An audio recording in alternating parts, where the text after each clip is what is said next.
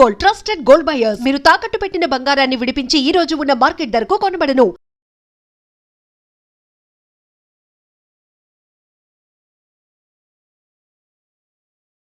నమస్కారం, welcome to I dream. ధర్మ మార్గం విత్ విజిత కార్యక్రమానికి స్వాగతం. ప్రస్తుతం మనతో పాటు ఉన్నారు సౌర పీఠాధిపతులు హిమాలయ యోగి సద్గురు శ్రీ శ్రీ శ్రీ ప్రభాకర్ గురూజీ గారు. ఇప్పుడు వారితో మాట్లాడి మరిన్ని విషయాలు తెలుసుకుందాం. నమస్కారం గురూజీ. ఓం ఓం శ్రీకశ్యపాత్మజం భానుం సహస్రకిరణోజ్వలం సర్వరోగహరం మిత్రం సూర్యదేవం ఉపాస్మహే. ఓం శ్రీ గురుభ్యో నమః. చెప్పండి గురూజీ, క్రిందటిసారి మనం ఇంటర్వ్యూ చేసినప్పుడు మీరు ఒక విషయం చెప్పడం జరిగింది. అంటే యుగాంతం రాబోతుందా అని చెప్పి అడిగిన ప్రశ్నలో మీరు అంటే రాబోయే ఒక 7 సంవత్సరాల తర్వాత చాలా విపత్తులు ఉన్నాయి, ఈ లోపు ఎన్నెన్నో జరుగుతాయని చెప్పి చెప్పడం జరిగింది. ఈ మధ్య కాలంలో మీరు వేరొక ప్లాట్ఫామ్లో చెప్పిన ఒక ఇంటర్వ్యూలో చూస్తే 25-27 మధ్యలోనే చాలా రకాల ఇబ్బందులు రాబోతున్నాయి, యుద్ధ పరిణామం అనేది ఎక్కువగా కనిపిస్తోంది, దానివల్ల ఒక 70-80% ప్రమాద హెచ్చరిక ఉంది అని చెప్పి చెప్పడం జరిగింది. అసలు ఏంటి ఇదంతా? నిజంగా ఇదంతా వాస్తవమా? వాస్తవము, నిజము, సత్యమని 3 ఉంటాయి. వస్తుతః కనపడేది దాన్ని వాస్తవం అంటాము. అంటే ప్రస్తుత పరిస్థితుల్లో మన చుట్టూ జరుగుతున్నటువంటి కొన్ని సంఘటనలను ఆధారంగా చేసుకుని మాట్లాడడం వాస్తవిక దృక్పథం అంటాం. అలాగే నిజం అంటే ఇప్పుడు జరుగుతున్న ఈ వాస్తవిక దృక్పథం మీద ఆధారపడి మనం కొన్ని ఊహిస్తాం. ఇలా జరగవచ్చు, అలా జరగవచ్చు, ఇప్పుడు ఇలా జరుగుతుంది కాబట్టి రేపు దీని పరిణామం ఎలా ఉండొచ్చు అనేటటువంటి విషయాన్ని మనం నీ అభిప్రాయాన్ని లోపల ఒక సిద్ధాంతాన్ని తయారు చేసుకుంటావు. ప్రతి వ్యక్తి తను నమ్ముతాడు ఇలా జరుగుతుందని. ఈ వాస్తవిక దృక్పథాన్ని ఆధారంగా చేసుకుని జరగబోయేదాన్ని ఊహించి, అలాగే ఈ వాస్తవిక దృక్పథాన్ని ఆధారం చేసుకుని ఏం జరిగిందో తను అనుకుని తన ఒక మైండ్ సెట్ లోపల పెట్టుకుంటాడు. దాన్ని నిజం అంటారు. తన యొక్క ఇజాన్ని నిజం అంటారు అన్నమాట. ఓకే. వాస్తవ, నిజం, తర్వాత సత్యం. వాస్తవానికి కానీ నిజానికి కానీ అందనటువంటి విషయాన్ని సత్యం అంటారు.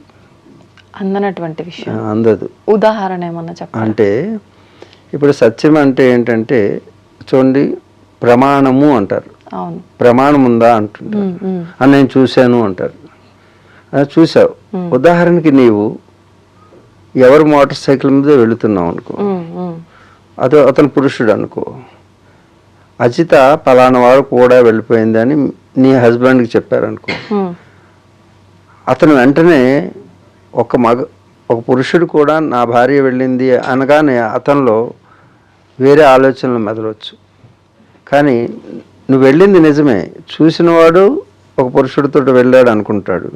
కానీ అమ్మ, అక్కడ నువ్వు వెళ్ళింది మీ తమ్ముడితోటి, కానీ చూసినవాడు దృష్టి తను నిర్ణయించుకున్నాడు. అంటే వాస్తవంగా ఒక పురుషుడు స్త్రీ వెళితే అది ఇతనిలో ఉన్నటువంటి ఆలోచన దృక్పథం, ఇతని యొక్క సంస్కారానుగుణంగా అతను అనుకుంటాడు మీ గురించి. కానీ వాస్తవానికి జరిగింది ఇతనికి తెలియదు. అంటే సత్యమేమో వాస్తవమేమో పురుషుడు స్త్రీ వెళ్తున్నారు. ఇతను అనుకోవడంలో అతని యొక్క దృక్పథం అది. కానీ నీ దాంట్లో సత్యం ఏమిటి? అతను నీ బ్రదర్. కానీ నీ హస్బెండ్కి చేరవేసినటువంటి విషయం ఏంటి? ఎవరితోటో వెళ్తుంది. తనకున్నదేంటి? నా భార్య అనేటటువంటి భావంతో చూశాడు. కానీ ఇంటికి మీరిద్దరు వచ్చారు. చూసిన వెంటనే అది సత్యం అన్నమాట. సత్యము వేరు, నిజం వేరు. వాస్తవానికి చూసింది పురుషుణ్ణి స్త్రీనే చూశాడు. అక్కడ అన్నదమ్ములు చూడలే. ఇప్పుడు అర్థమైందా? అంటే బంధాలను చూడలే, వ్యక్తుల్ని మాత్రమే. అంటే స్త్రీ పురుషులను చూసినప్పుడు ఇతనికి కలిగిన అభిప్రాయం ఏంటి? వాస్తవం. వాస్తవంగా అది అక్కడికి వాస్తవానికి సరిపోయింది. కానీ నిజం వాస్తవ సత్యం. అదే నైజిక సత్యం. నైజిక సత్యం అంటే ఇతను ఊహించాడు వీళ్ళిద్దరు ఎక్కడికి వెళ్తున్నారని. అతను ఊహించాడు నా వారి ఎవరితోటి వెళ్ళడం ఏంటని. కానీ అడిగి తెలుసుకుంటే పోయేది. కానీ అక్కడున్న మీ ఇద్దరు అన్న చెల్లెళ్ళు, లేకపోతే అక్క తమ్ముళ్ళు, ఇది సత్యం అన్నమాట. ఓకే. అంటే సత్యం అనేటటువంటి దానికి అండి ఇక్కడ ప్రమాణాలు 3 రకాలు ఉంటాయి. ఒకటి మనకి ప్రత్యక్ష ప్రమాణం. ఇప్పుడు వాడు చూసింది ప్రత్యక్ష ప్రమాణం అంటే కళ్ళతోడు చూశాడు. ప్రతి అక్షము, అక్షం అంటే కళ్ళు, కంటికి కనపడేది ప్రత్యక్షము, ప్రతి అక్షమునకు ప్రతిగా కనపడేది. అంటే అక్షం అంటే కన్ను కదా, కాదు చెవికి. నేను విన్నాను, ప్రత్యక్షంగా విన్నాను అంటాడు. అంటే చెవికి వినపడేది ప్రత్యక్షమే. అక్షం అంటే ఇంద్రియములు, పంచ జ్ఞానేంద్రియములకు గోచరమయ్యేది ప్రత్యక్షము అంటారు. అంటే ఏంటి? కంటితో చూసింది, చెవితో విన్నది, నాలుగుతోటి రుచి చూసావా అంటారు. రుచిని చూస్తావా? నాలుగుతో చూస్తాం. చల్లగా ఉంది చూసావా అంటారు. చల్లగా ఉండడం, వేడిగా ఉండడం అనేది స్పర్శతో చూస్తాం. ఈ పంచ జ్ఞానేంద్రియములకు ఎరుకపడే విషయాన్ని వాస్తవము, ప్రత్యక్షం అంటాం. అక్కడ వాస్తవం అంటాం. వస్తుతః నీకు అనుభవించిన దాన్ని. ప్రత్యక్ష ప్రమాణము, అక్షమునకు ప్రతిగా ఉండేటటువంటి ప్రమాణాన్ని ప్రత్యక్ష ప్రమాణం అంటాం. ఇక రెండవ ప్రమాణం అనుమాన ప్రమాణం. అనుమానం అంటే మీరు అనుకునే అనుమానం కాదు. అనుమానం అంటే నీ ఊహకి ఊహిస్తావు అనమాట. ఈ యొక్క ప్రత్యక్షంగా కనపడే విషయాలను బట్టి నీవు ఒక దృక్పథాన్ని ఏర్పాటు చేసుకుంటావు. ఇది చూసాం కదా, దీన్ని బట్టి ఇలా జరగచ్చు, అలా జరగచ్చు, అలా జరిగి ఉండొచ్చు, ఇలా జరిగి ఉండొచ్చు. ఇది ఒక పొగ. ఉదాహరణకి ఎక్కడో కొండ మీద ఒక పొగ వస్తుంది. పొగ వస్తే అక్కడ నిప్పు ఉన్నది అనుకుంటాం మనం. ఒకవేళ గ్యాస్ లీక్ అయి ఉండొచ్చు, కానీ అది అయితే అయి ఉండొచ్చు, లేకపోతే లేకపోయి ఉండొచ్చు. నీ ఊహ కరెక్ట్ అయి ఉండొచ్చు, తప్పై ఉండొచ్చు. ఇది అనుమాన ప్రమాణం అంటారు. ఇప్పుడు ఇందాక చెప్పుకున్న సంఘటనలో వాడు అనుకున్నాడు, అది నిజం కాదు, వాడికి నిజం. ఏంటి? అనుమాన ప్రమాణం అంటారు. సైంటిస్టులు అందరూ కూడా ఈ కోవకు వస్తారు. అనుమాన ప్రమాణం, ప్రత్యక్ష ప్రమాణంలోకి వస్తారు. వాళ్ళకి ఏదైనా ఎదురుగా కనపడితేనే దేవుడు ఉన్నాడా అంటే ఉండాలి. అక్కడ దేవుడు సత్యం, దేవుడు వాస్తవికం కాదు, దేవుడు నిజము కాదు. నిజం మీద కానీ వాస్తవం మీద కానీ ఆధారపడేది సత్యం కాదు.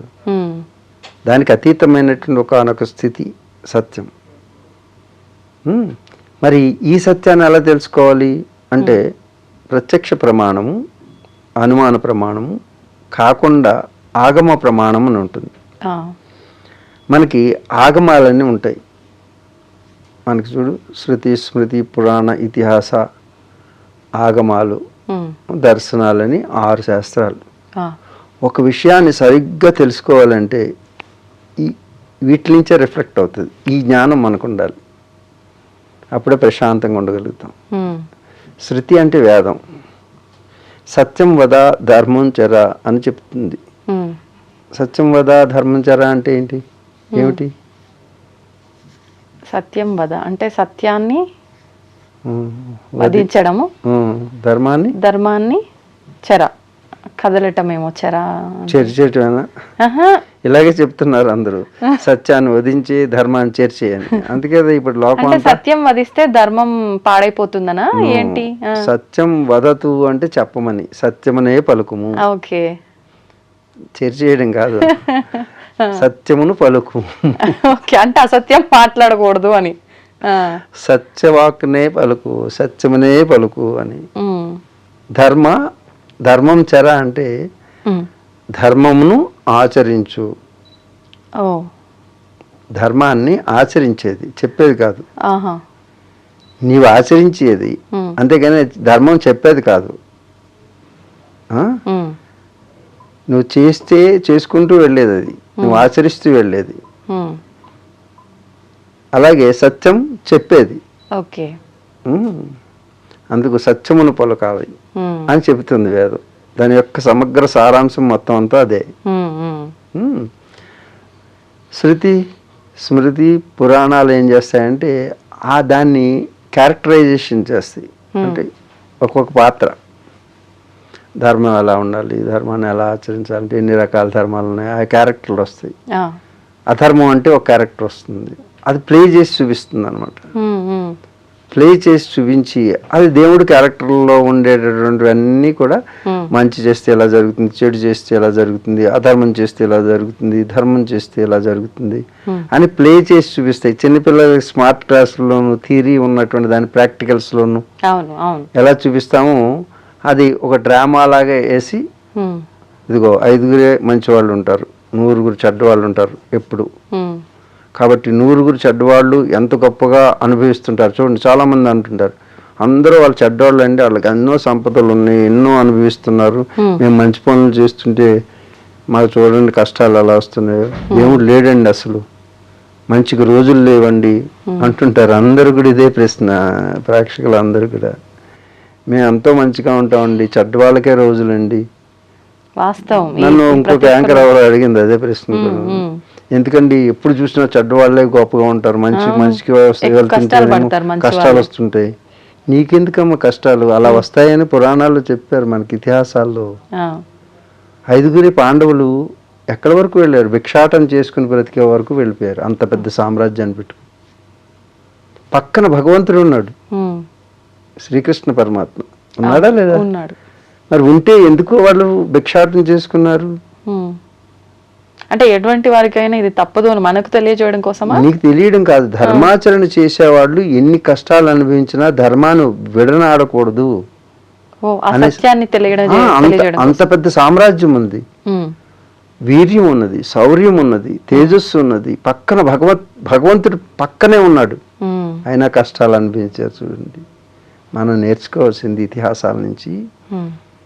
నువ్వు ధర్మాచరణ ధర్మ మార్గాన్ని నడవాలంటే తప్పకుండా కొన్ని కష్టాలను అనుభవించక తప్పదు. అధర్మం ఎప్పుడూ కూడా చాలా గొప్పగా ఉంటుంది. అధర్మాన్ని ఆచరించే వాళ్ళు చాలా సౌఖ్యాన్ని అనుభవించవచ్చు, కానీ శాశ్వతం గొప్పగా ఉంటుందా? తాత్కాలికమైనటువంటి అప్పటి వరకు తాత్కాలికమని తెలుసుకోండి. కానీ పాండవులు శాశ్వతమైన శాశ్వతమైనటువంటి సుఖాన్ని అనుభవించాలంటే తాత్కాలికమైనటువంటి దుఃఖాన్ని అనుభవించక తప్పదు. అంటే మీరు అన్నట్టుగా అది ఒక పరీక్ష అనుకోవాలా ఈ కష్టాలు ఇవన్నీ, లేదంటే మన కర్మ వల్ల మనం ఇది అనుభవిస్తున్నాం అనుకోవాలా? ఇదంతా దాని మీదకి వస్తుంది, అర్థమవుతుందా? కర్మ వల్లనే వాళ్ళకి వెనక కర్మ ఉంటుంది కదా, ప్రతి ఒక్కరికి కూడా కర్మ అనేటటువంటిది తిరిగి అప్లై అవుతుంది. అది కర్మ గురించి మాట్లాడుకునేటప్పుడు మాట్లాడుకుంటాం. ఇప్పుడు ఇతిహాసాలు అనేవి ఇతి అసహన్ ఇప్పుడు ఉన్నది, అదేదో ఇప్పుడు కూడా జరుగుతుంది. ఏది? రామాయణ మహాభారతాలు ప్రతి ఇంట్లోనూ జరుగుతుంటుంది, ప్రతి వ్యక్తిగత జీవితంలో జరుగుతూ ఉంటుంది. దాన్ని ఎలా వచ్చేటువంటి కష్టాన్ని ఎలా అధిగమించాలి అనే దానికి నేనంటుంటాను, కదలలేవు అంటాను. ఏంటి? కదలలేవు. కథలు నిన్ను కదిలేటట్టు చేస్తుంటాయి. అందుకు నీకు వచ్చినటువంటి సమస్యకి సమాధానం ఒక కథలో కనపడుతుంటుంది. ఓకే. అందుగురించి ఇతిహాసాలన్నీ కూడా ప్రతి ఒక్కరి జీవితంలో ఈనాడు జరుగుతుంటుంది. అలాగే పురాణాలు కూడా పురా అపి ఇది నవం పురాణం అంటారు. అంటే పురాణాలు కూడా మన జీవితంలో జరిగే ప్రతిఘటనలు. ఓకే. కాబట్టి వాటిని ఏ విధంగా వాళ్ళు అధిగమించారు, మనం ఏ విధంగా అధిగమించవచ్చు అనేటువంటి విషయాన్ని తెలియజేస్తూ ఉంటాయి అన్నమాట. అంటే సత్యాన్ని పలకడానికి, ధర్మాన్ని ఆచరించడానికి, అంటే శృతి ప్రమాణంగా జీవితాన్ని నడపడానికి, తర్వాత ఎలా నడిపారు ఆ శృతి వాక్యాన్ని జీవితాల్లో ఎలా ఇంప్లిమెంట్ చేసుకున్నారో, ఎవరు తప్పుగా అధర్మం వైపు వెళ్తే వాళ్ళు శాశ్వతంగా ఏ విధమైనటువంటి కొన్ని కోట్ల మంది చనిపోయారు. అధర్మం పక్షాన్ని ఉన్నటువంటి గొప్ప గొప్ప వాళ్ళు కూడా సుఖాలను ఎంత అనుభవించారు, రాజభోగాలను అనుభవించారు. జ్ఞానులైనటువంటి వాళ్ళు, గురువులైనటువంటి వాళ్ళు అధర్మ పక్షాన్ని ఉంటే తప్పకుండా వారు కూడా శిక్షించబడతారు అని మనకి కురుక్షేత్ర మహాసంగ్రామం తెలియజేస్తుంది, మహాభారతం చెప్తుంది. అందుకే ఇది మహాభారత్. భారత్ ఏని ఇది భారత, జ్ఞాన సంపత్తి కలిగినటువంటిది భారతదేశం. అసలు ఏ దేశంలో ఇలాంటి శృతి స్మృతి పురాణ ఇతిహాసాల యొక్క సమగ్ర సారాంశంతో మన జీవన విధానం ఉంటుంది. మనకు తెలుసో తెలియకో మన డిఎన్ఏలో అది ఉంటుంది. అందుకే ఇతర దేశాలకి మనకి ఉన్నటువంటి వ్యత్యాసం ఏంటంటే ఎంతైనా సహిస్తాం మనం. చూడండి, అమెరికా మీద చిన్నది ఏదైనా అంటే వెంటనే యుద్ధానికి వచ్చేస్తుంది. ఈ ప్రపంచంలో ఎక్కడికైనా సరే. ఎందుకు? వాళ్ళ మత గ్రంథం మీద ఆధారపడి ఉంటుంది వాళ్ళ psychology. Depends, your psychology depends on your own knowledge. నీకున్నటువంటి జ్ఞానం మీదే నీ జీవన విధానం ఆధారపడి ఉంటుంది. అందుకు భారతీయ డిఎన్ఏ అంటే భారతీయ యొక్క జీవన విధానం ఏమిటంటే లోకా సమస్త సుఖినో భవంతు. చూడండి, మన దేశం ఎవరి మీద యుద్ధం చేయలేదు మనం. అవును. అదేంటండి మొన్నే పాకిస్తాన్ మీద యుద్ధం చేసాం కదా అంటారు. యుద్ధం చేస్తే స్మాష్ అయిపోతుంది పాకిస్తాన్. మన దగ్గర ఉన్నటువంటి బ్రహ్మోస్ అస్త్రం ఒకటి చాలు. అర్థమైందా? ఒక్కసారి కొడితే మొత్తం అంతా పాకిస్తాన్ వెళ్ళిపోతుంది. కానీ మనం పాకిస్తాన్లో ఉన్నటువంటి వాళ్ళు కూడా మన పిల్లలే. అహం భూమిపుత్ర అని చెబుతుంది వేదం. ఏం చెబుతుంది? అహం భూమిపుత్ర అంటే మొత్తం భూదేవి యొక్క సంతానమా? విజిత గారు మీరు ఎవరికి పుట్టారంటే మా అమ్మ పేరు చెప్పము మనం. నన్ను అడిగితే మా అమ్మ పేరు చెప్పము. ఇక్కడ భారతీయులు భూమి అంతటికి భూమాతకి పుట్టిన పిల్లలం మనం. ఇది భారతీయ దృక్పథం. మరి ఇంత జ్ఞానం ఉండి ఇంత మనకు ఉన్న తర్వాత మన దేశంలోనే మన భూమిపైనే మనం బ్రతుకు తెరువుని వెతుక్కోకుండా విదేశాల పరుగు ఎందుకు అంటారు? అది వేరే సబ్జెక్ట్ అమ్మా. సబ్జెక్ట్ అయినా ఇప్పుడు మన బ్లడ్ లోనే ఉంది, మన డిఎన్ఏలోనే ఉంది అని అన్నారు కదా. మరి ఉన్నప్పుడు ఇక్కడే ఉండి ఇక్కడే అన్ని వెతుక్కోవడము చెయ్యటము అన్ని చేయొచ్చు కదా. నేను అనేటి అహం భూమిపుత్ర అన్నాను నేను. అంటే భూమిపుత్ర అంటే భూమిలో ఉన్నటువంటి అందరూ నా వాళ్ళే అన్నప్పుడు ఎక్కడైనా ఉద్యోగం చేసుకోవచ్చు. అది అంత పెద్ద చూడు, ఎంత విశాల దృక్పథం. అట్లా అని ఇప్పుడు మరి శత్రువులాగా వాళ్ళు దాడికి వచ్చినప్పుడు వాళ్ళు మేము అంతా ఒకటే భూమాత బిడ్డలము అని చెప్పి సైలెంట్ గా ఉండాలా కదా? అలా చేయకుండా మనం ఏం చేసాము, యుద్ధం చేసేది ఎవరైతే ఆటంకపరుస్తున్నారో అలాంటి ఆటంకవాదులను మాత్రమే టార్గెటెడ్ గా అక్కడే కొట్టాం మనం. మన ప్రజల మీదకి వాళ్ళ మత గ్రంథం ఏం చెప్పింది? మనం తప్పితే ఇంకెవరో ఉండకూడదు ఈ లోకంలో. అవును. మన మత గ్రంథం చెప్పింది మనమే అందరము, అంతా మనమే, అంతా ఒకటే, అందరూ అన్నదమ్ములమే. మనుషులే కాదు, చీమ దోమ పాము ఎలక గ్రద్ద. చూడు, మన దేవుళ్ళు అందరూ అన్ని వాహనాలుగా పెట్టుకున్నారు. నిజంగా అందరూ ఒకటేనా శాస్త్ర ప్రకారంగా? అందరం ఒకటే, కానీ అందరిలో equipment wise equal. Equipment, this is an equipment. శరీరం is a gadget. What you feed the software, inbuilt software will అదే రివీల్ అవుతుంది, అదే నీకు ఎక్స్ప్లోర్ అవుతుంది. అందుకే సాఫ్ట్వేర్ అనేటటువంటివి గ్రంథాలు. నువ్వు ఏ గంధం రాసుకున్నావో ఆ సుగంధమే వస్తుంది. నాది ఈ పెర్ఫ్యూమ్ అండి, ఆ పెర్ఫ్యూమ్ అండి అంటున్నారు కదా. ఏ పుష్పానికి ఆ గంధం వస్తుంది. అందుకే ఇన్బిల్ట్. ఇప్పుడు మీరు కూడా ఇప్పుడు నా దగ్గరికి వస్తే చెమట వాసన రాదు మీకు ఎప్పటికీ. ఎందుకంటే మేము చేసే సాధనలన్నీ కూడా సుగంధభరితంగా శరీరాన్ని తయారు చేస్తాయి. దుర్గంధ కూడిన ఆలోచనలు అంటే మనలో దుర్గంధం ప్రవేశిస్తుంది. ఎలా అంటే సైంటిఫిక్గా చెప్పాలంటే నీ బ్రెయిన్లో ఉన్నటువంటి ఆలోచన it will secretes the hormones in your body.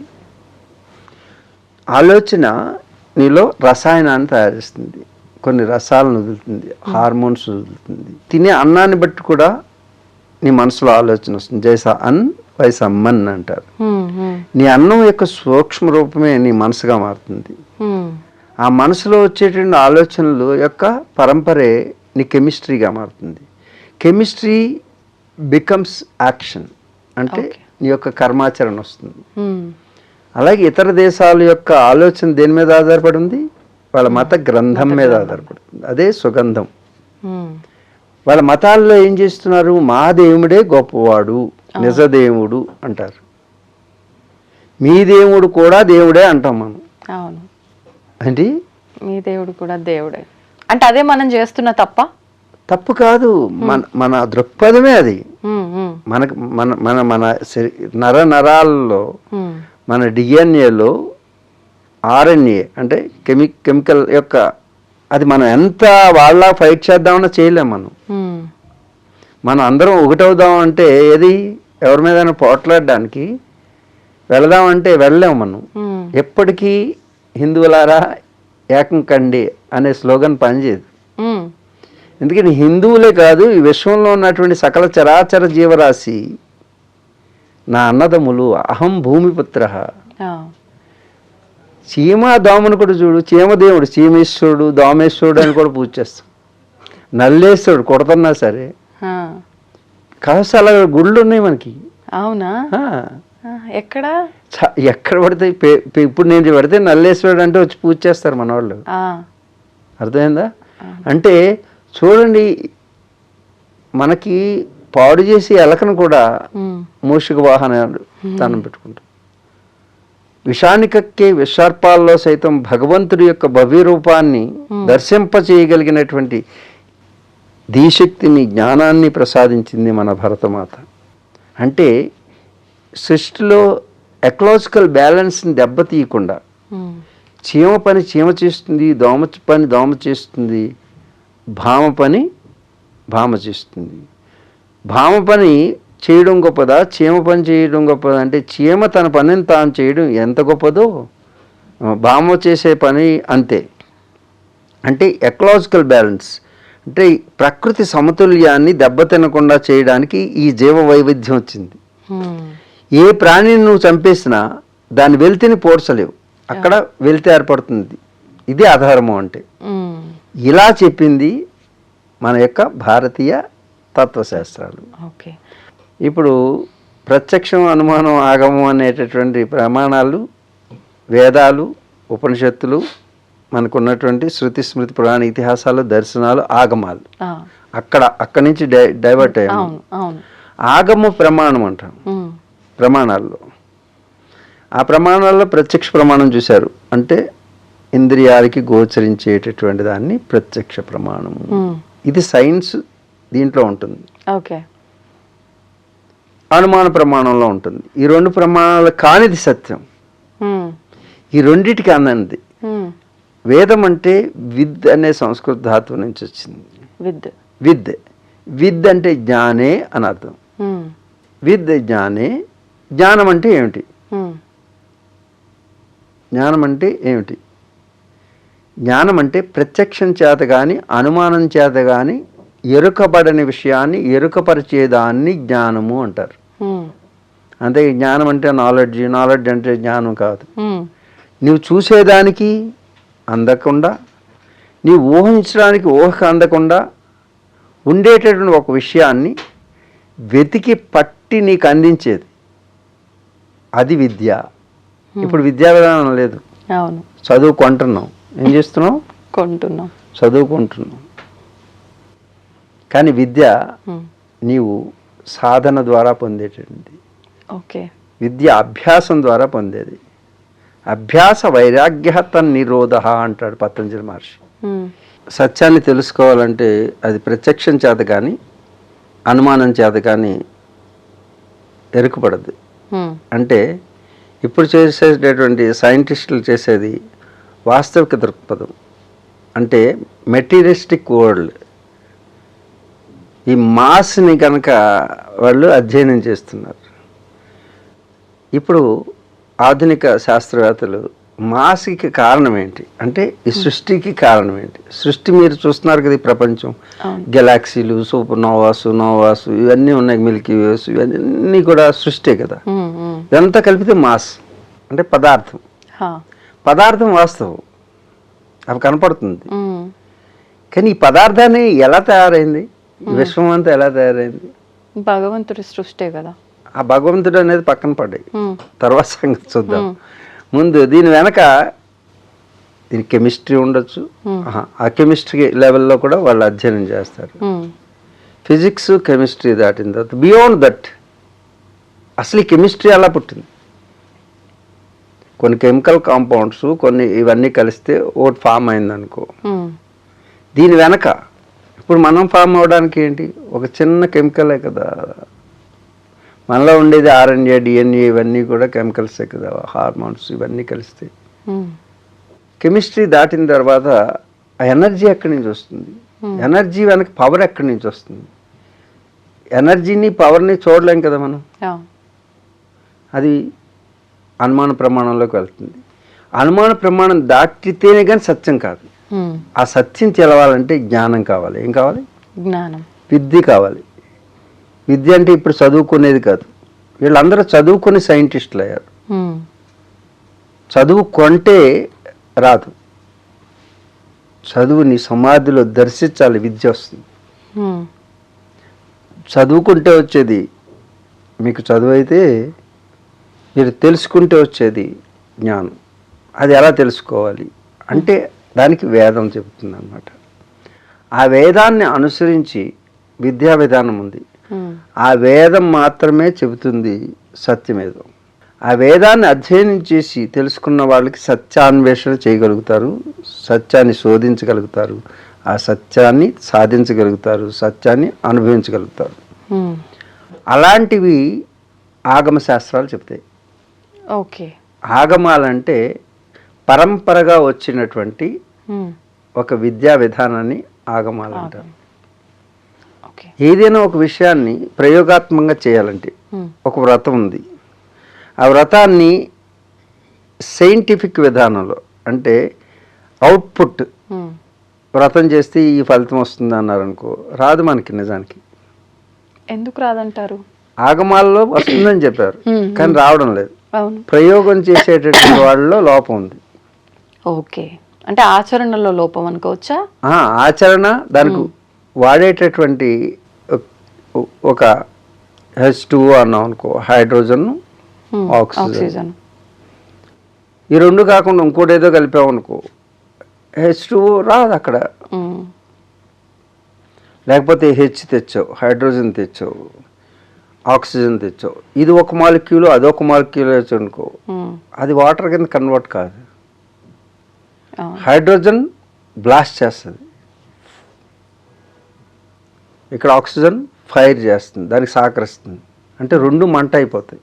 చూడు, మంటలు ఆర్పేటటువంటి గుణం నీటికి ఉంది, కానీ రెండు మండేటటువంటి రెండింటిని కలిపితే మంటలు ఆర్పేటటువంటిది ఇంకోటి తయారవుతుంది. కానీ ఇక్కడ తయారవ్వలేదు, రెండు మండిపోతున్నాయి అనుకో, నువ్వు ప్రయోగంలో లోపం, కలపడంలో లోపం. ఇది 2 మాలిక్యూల్స్, ఇది 1 మాలిక్యూల్స్ పెట్టుకోవాలి. Hydrogen 1 molecule. ఇప్పుడు వీళ్ళు టీ తెచ్చారు, టీలోనేమో షుగర్ అంతా వేసి పాలు చుక్కంత వేశారనుకో, ఏమవుతుంది? అది టీ అంటారా? టీ పొడి ఇంత వేసి, టీ ఇంత పొడి వేసి దాంట్లో 2 పాల చుక్కలు వేసి కొంచెం పంచదార వేశారనుకో, టీ తాగండి అన్నారనుకో, తాగడం కాదు, దాన్ని కొట్టుకుని తినాలా, తినండి అనాలి. అప్పుడు ఇది టీ ఉంది దాంట్లో, షుగర్ ఉంది దాంట్లో, పాలు ఉన్నాయి దాంట్లో, కానీ దానికి వేసే పర్సంటేజ్ డిఫరెన్స్, సమపాలలో వ్యత్యాసం. సమపాలలో కాదు, సమపాలలో వేస్తే అన్ని ఈక్వల్గా వేయడం అంటే అలా కాకుండా ఏది ఎంత పర్సంటేజ్ ఉండాలి. ఇక్కడ 2 molecules of oxygen and 1 molecule of hydrogen, అప్పుడు అది వాటర్ కింద కన్వర్ట్ అవుతుంది. నువ్వు వాటర్ అనుకుంటున్నావు, అది నీళ్ళు తాగుతున్నావు, కానీ బాంబు, హైడ్రోజన్ బాంబు తయారు చేయడానికి 1 మాలిక్యూల్ చాలు. దాంట్లో ఒక చిన్న టిప్ తీసుకుంటే హైడ్రోజన్ని, it become a hydrogen bomb తయారు చేయొచ్చు నీటిలోంచి. అది రెండింటిని విడదీస్తే ఇప్పుడు మనకి ఎలక్ట్రికల్ కార్స్ బదులు హైడ్రోజన్ కార్లు వస్తున్నాయి. ఇప్పుడు మనకి 2,50,000 కోట్లతోటి విశాఖపట్నంలో మన ప్రధానమంత్రి వచ్చి గ్రీన్ హైడ్రోజన్ ప్రాజెక్ట్ అని ప్రారంభించారు. ఏంటంటే నీటిని ఆధారంగా చేసుకుని నీటిలో ఉన్నటువంటి హైడ్రోజన్ డివిజన్ చేయడం అనమాట. రేపు రాబోయే రోజుల్లో అంతా కూడా హైడ్రోజన్ తోటే మొత్తం ప్రపంచం అంతా రన్ అవుతుంది. ఇప్పుడు విద్యుత్తో రన్ అవుతుంది కదా, అలా. అంటే కేవలం నీటిలో ఉన్నటువంటి పార్టికల్స్ని డివిజన్ చేస్తేనే ఇంత శక్తిని మనం ఉత్పత్తి చేసుకుంటున్నామే. అవును, అర్థమవుతుందా? ఈ విషయాన్ని తెలియజెప్పేటటువంటిది ఏదైతే ఉందో ఇది సైన్స్. దీన్ని అంతటినీ నడిపించి ఈ మాలిక్యూల్స్ వెనక ఈ శక్తి ఎలా వచ్చింది, పవర్ ఎలా వచ్చింది, హైడ్రోజన్కి ఈ పవర్ ఎలా వచ్చింది, ఆక్సిజన్కి ఈ పవర్ ఎలా వచ్చింది, అది సైంటిస్టులు వెతుకుతూ వెళ్తున్నారు. అది ఈనాడో వేదం చెప్తుంది.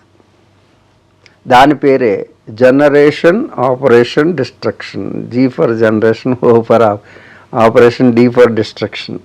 సృష్టి స్థితి లయకారం, GOD గాడ్ అని పెట్టుకున్నాం. అవి ఉన్నాడా లేదా అది సంగతి. పవర్ ఉందా లేదా, the power it self God. We identified like that.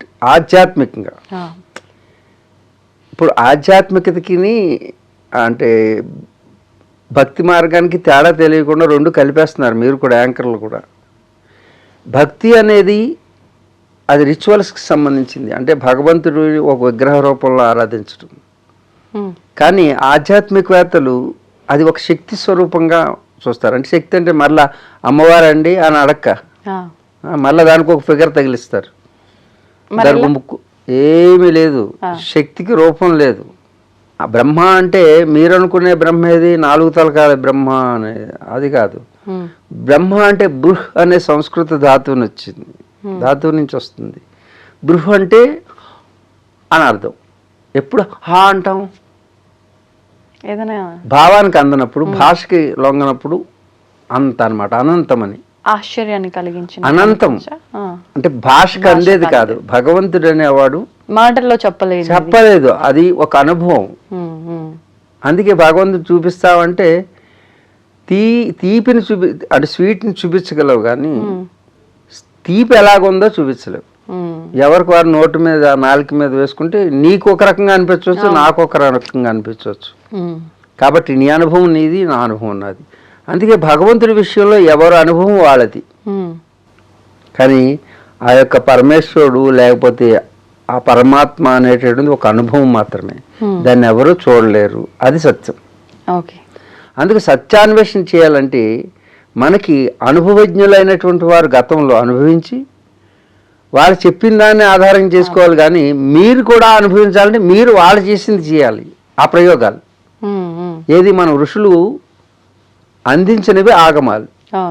ఋషులు వాళ్ళ శరీరాన్ని ఒక ల్యాబొరేటరీ చేసుకుని ప్రయోగశాలగా మార్చుకుని ఈ జనారణ్యానికి దూరంగా ఉంటూ ఏకాకి యతచిత్తాత్మ నిరాశీర్ అపరిగ్రహ అని ఈ 4 క్వాలిటీలు. ఏకాకి ఒక్కడగానే ఉండడం, యతచిత్తాత్మ వాడికి లోపల ఎలాంటి కోరికలు కానీ కామ క్రోధ లోభ మోహ మదమాశ్చర్యాలు అనేవి ఎలాంటి ఎమోషన్స్ లేవు.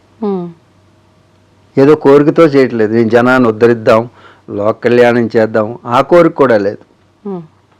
లోక కళ్యాణం చేద్దాం అంటారు కదా చాలామంది, లోక కళ్యాణం చేయడం అనేది కూడా లేదు వాళ్ళకి. వాళ్ళు ఉన్నారు అంతే. ఎందుకున్నారు అని ప్రశ్న వేయకండి, తర్వాత చెప్పుకుందాం. కాబట్టి ఏకాకి యతచిత్తాత్మ మనసు ప్రశాంతమైనటువంటి స్థితి. అలాగే శరీరంలో ఇంద్రియాలన్నింటినీ కూడా ఏ కోరికలు లేనటువంటి ఒక స్థితి.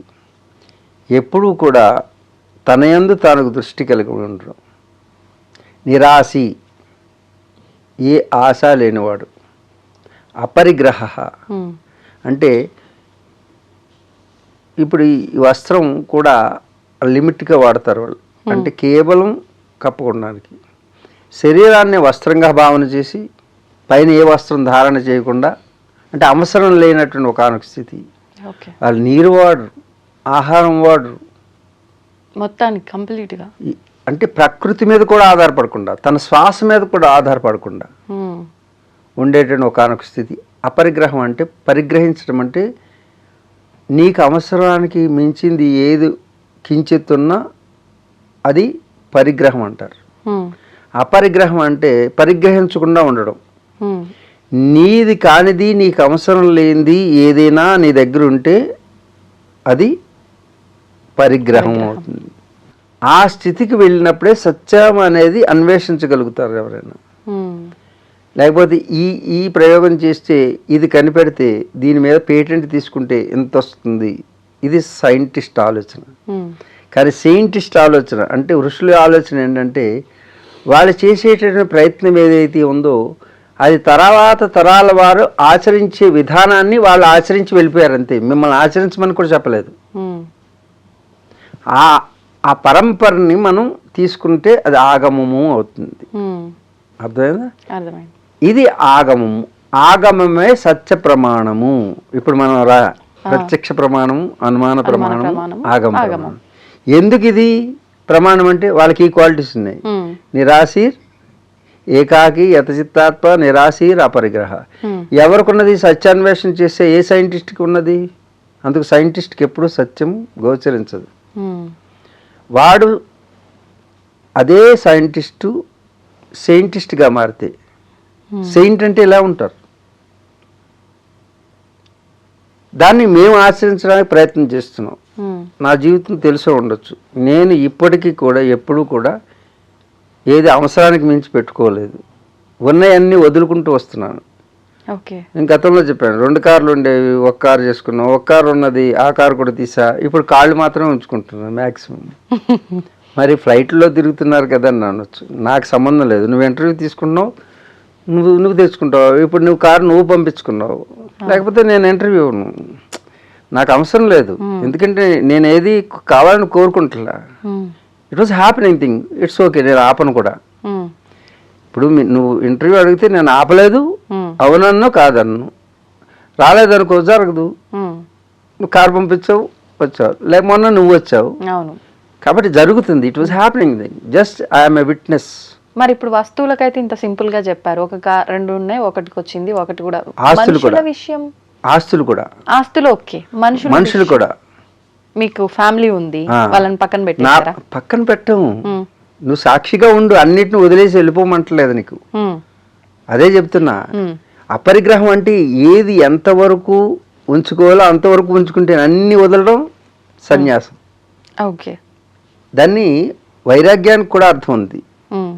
వైరాగ్యం, వివేక వైరాగ్యములు అంటారు. వివేకం అంటే how analyse your self, make it అంటే అనలిటిక్స్ అనమాట. అంటే నువ్వు దాన్ని ఏది అవసరం ఏది అనవసరం, మనకు అన్నీ అవసరం అనిపిస్తాయి, మనకు అవసరం అనిపించకూడదు.